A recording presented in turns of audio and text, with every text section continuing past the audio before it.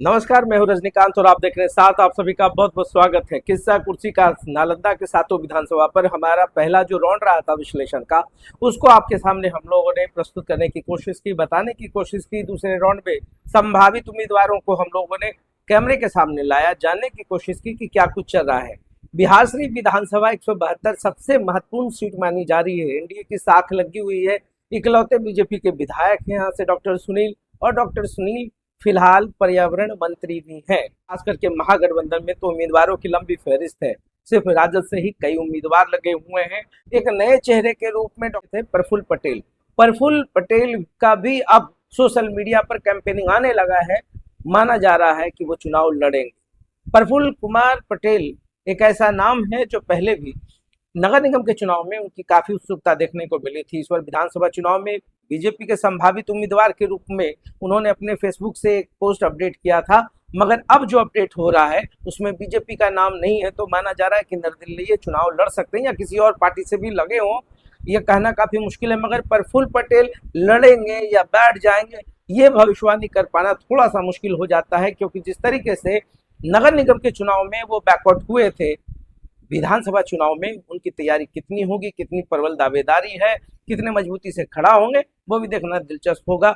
दूसरे सीट की अगर हम बात करें हिलसा विधानसभा की, तो हिलसा विधानसभा में कुछ संभावनाओं का खेल चल रहा है। पहले ये भी बता दें कि जो संभावित सीटों की बात होती है उससे पहले महागठबंधन का जो गठबंधन होना है, पहले उस पर सीट शेयरिंग की भी बात कर ले। कांग्रेस फिलहाल मजबूत स्थिति में दिख रही है। आजादी के बाद पहली बार कांग्रेस वर्किंग कमेटी की बैठक पटना में हुई। क्या कुछ तय हुआ वह तो स्पष्ट नहीं है, मगर जो गलियारों से छनकर आ रहा है, गलियार पॉलिटिकल सूत्रों से पता चल रहा है कि कांग्रेस 50 से 55 सीट कांग्रेस को मिल सकती है, 130 सीट पे या उससे थोड़ा अधिक राजद चुनाव लड़े। फिर मान ली तीसरे नंबर पे होगा। इस बार जो है वीआईपी की भी सीट्स है, मुकेश सहनी की भी दावेदारी है, झामुमो की भी सीट मिल सकती है। और इनफैक्ट अगर रामविलास पासवान के भाई की बात करें, उनकी भी एक पार्टी है लोजपा। तो ये पूरे सीट शेयरिंग है। अब नालंदा में कहाँ कहाँ कौन एडजस्ट होगा, यह थोड़ा संशय का विषय बना हुआ है। नालंदा में कांग्रेस के खाते में राजगीर और नालंदा विधानसभा ये जाता हुआ दिख रहा है। तीसरी दावेदारी जो है हरनौत पे है। हालांकि हरनौत पे जो है वीआईपी पार्टी ने भी अपनी दावेदारी ठोक रखी है। जो नेता है उन्होंने पहले भी कह रखा है कि कम से कम 2 सीट नालंदा के लिए तैयारी कर लिया जाए। अभी हमारी बात जब होती है, जिलाध्यक्ष हैं वीआईपी के सत्येंद्र कुमार बिंद, यह भी प्रबल दावेदार माने जा रहे हैं कि हिलसा से चुनाव लड़ सकते हैं। तो ऐसे में थोड़ा सा तो संशय है, क्योंकि हिलसा राजद का सीट रहा है, शक्ति सिंह यादव वहां से विधायक रहे, पिछले बार 12 वोटों से हारे, बड़ा अंतर नहीं है। ऐसे में सेक्रीफाइस राजद क्यों करे, यह एक बहुत बड़ा सवाल है। मगर सत्येंद्र बिंद की दावेदारी और हिलसा में बहुत लोगों की दावेदारी बहुत समीकरण को चेंज करता हुआ दिख रहा है। खुद अगर हम माने राजनीतिक गलियारों की माने, तो जदयू में भी माथा फुटवल जरूर, पूरा का पूरा समीकरण यहाँ भी चेंज होता हुआ दिख रहा है। दावेदारी होते ही दिख रही है। हिलसा से बहुत लोग लगे हुए हैं। एक पूर्व आईएएस की भी बात चल रही है, हो सकता है वो भी वहां से चुनाव लड़े। जदयू चाहती है वहां से चुनाव लड़े। इधर देखिए वार्ड पार्षद रहे रमेश कुमार उर्फ नीरज भान के नाम से काफी प्रसिद्ध है, वो भी दावेदारी कर रहे हैं कि हिलसा से जो है चेहरा बदलने की बात हो रही है, असंतोष की बात हो रही, थोड़ा पॉलिटिकल कॉन्स्पिरेसी भी चल रहा है हिलसा में। लोग चाह रहे हैं कि वहां से जो है उम्मीदवारी चेंज की जाए जदयू से, मगर ऐसा फिलहाल होता हुआ नहीं दिखेगा, क्योंकि प्रेम कुमार वहां से सिटिंग एमएलए है। मगर हम बात कर रहे थे महागठबंधन की कि हिलसा में सेक्रीफाइस कौन करेगा। अगर राजद के खाते में नहीं जाकर वीआईपी को ये सीट मिलती है, तो फिर राजद के जो मई समीकरण वो भी साथ होंगे, मगर दावेदारी में कितना दम है। शक्ति सिंह यादव इतनी आसानी से सीट तो नहीं छूट सकते। कद्दावर नेता है राजद में, बहुत अच्छी पोजीशन है, प्रवक्ता है। मगर इधर सत्येंद्र कुमार बिंद जो 2015 से पार्टी में लगे हुए हैं वीआईपी में, उन्होंने कहा है कि तैयारी करने के लिए कह दिया गया है, तो तैयारी में वो जुटे हुए हैं और वही उम्मीदवार भी होंगे। या जो है हिलसा से एक क्लैरिटी तो है, कल तक पता नहीं चल पा रहा था। और हिलसा पर देखिए अभी तक बहुत ज्यादा कैंपेनिंग राजद की तरफ से भी नहीं दिख रही है। हिलसा विधानसभा, हरनौत विधानसभा में वीआईपी के मुकेश सहनी की पार्टी का 2 आयोजन हो चुका है। तो ऐसे में माना जा रहा है कि सत्येंद्र बिंद के बातों में दम हो सकता है। मगर ऐसा हुआ तो राजद के हाथ से हिलसा निकल जाएगा, या महागठबंधन से वीआईपी सीट से वहां से वो सत्येंद्र कुमार बिंद वहां से चुनाव लड़े। इस्लामपुर का भी वही हाल है। इस्लामपुर को भी अगर समझा जाए तो इस्लामपुर में भी दावेदारी बहुत लोगों की है। नीतीश कुमार के लिए वह भी प्रतिष्ठा का विषय बना हुआ है। चंद्रसेन जदयू से विधायक रह चुके हैं, पिछली बार हारे हैं। राजद से राकेश रोशन वो चुनाव जीते हैं, तो राजद के एकमात्र विधायक वो हैं। तो चुनाव में फाइट बहुत जबरदस्त होने वाला है। हो सकता है युवा चेहरा को वहां से प्रयोग के तौर पर देखा जा रहा है। जदयू से एक बड़ा नाम सामने आ रहा है। पूर्व विधायक रहे राजीव रंजन के बेटे रोहित रंजन का नाम सामने आ रहा है। तैयारी देखकर तो लग रहा है कि रोहित रंजन की उम्मीदवारी काफी मजबूत है। तो ऐसे में रोहित रंजन को अगर मिलता है तो फिर कहीं फिर मैं बोलता हूं कि जो अंतर कला होता है या गुटबाजी होती है उसमें कहीं ना कहीं नुकसान हो सकता है, मगर मजबूती अभी रोहित रंजन की दिख रही है तैयारी के हिसाब से। बाकी तो शीर्ष के नेता तय करेंगे, नीतीश कुमार तय करेंगे किसको देंगे नहीं देंगे, मगर युवा की दावेदारी है।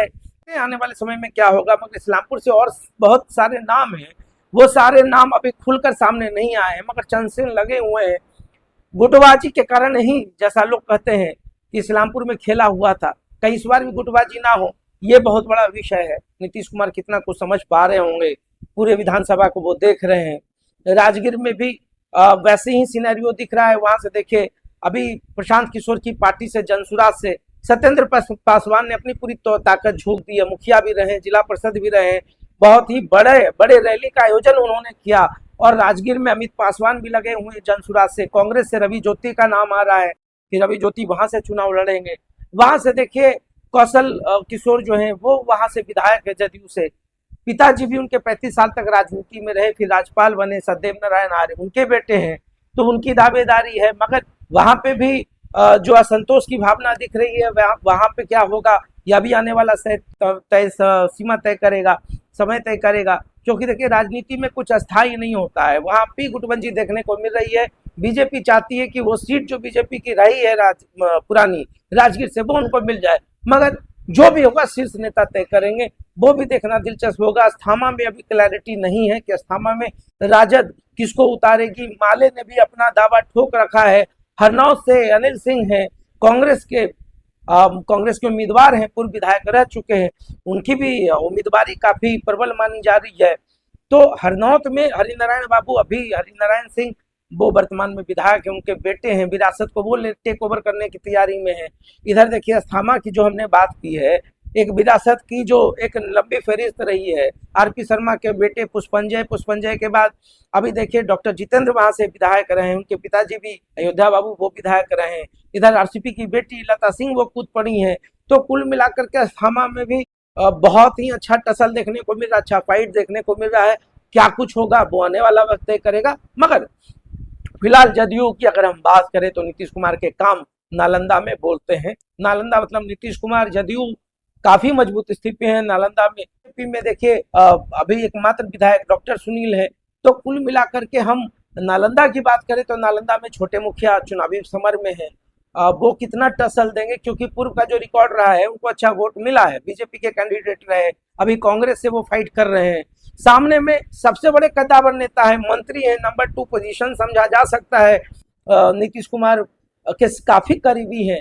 तो श्रवण कुमार कद्दावर नेता है, कितना फाइट दे पाएंगे छोटे मुखिया वो भी देखना दिलचस्प होगा। खैर बात करते हैं ग्रामीण विकास मंत्री की, तो उनके लिए कितनी लंबी लड़ाई होगी नालंदा विधानसभा। काफी जमीनी स्तर के नेता हैं, लोगों के बीच में रहते हैं, और पूरे विधानसभा में कुछ जो नए अपडेट्स आएंगे उसको भी आपके सामने हम लाने की कोशिश करेंगे। जिस तरीके से हिल्सा आया है, हिल्सा में हो सकता है राजद या वीआईपी संशय का विषय है। माले भी मजबूत स्थिति में अपनी दावेदारी ठोक रही है, कहां पर किसको एडजस्ट करेगी महागठबंधन वो उनका विषय है। मगर जदयू में क्लैरिटी है बहुत सारे सीटों पर, तो सिटिंग एमएलए जो है उनको टिकट मिलने की संभावना है। मगर कहां फेरबदल हो जाएगा, नीतीश कुमार किसको नया चेहरे को मौका दे देंगे वो भी देखना दिलचस्प होगा। तो देखते रहिए सार्थ, बहुत बहुत धन्यवाद।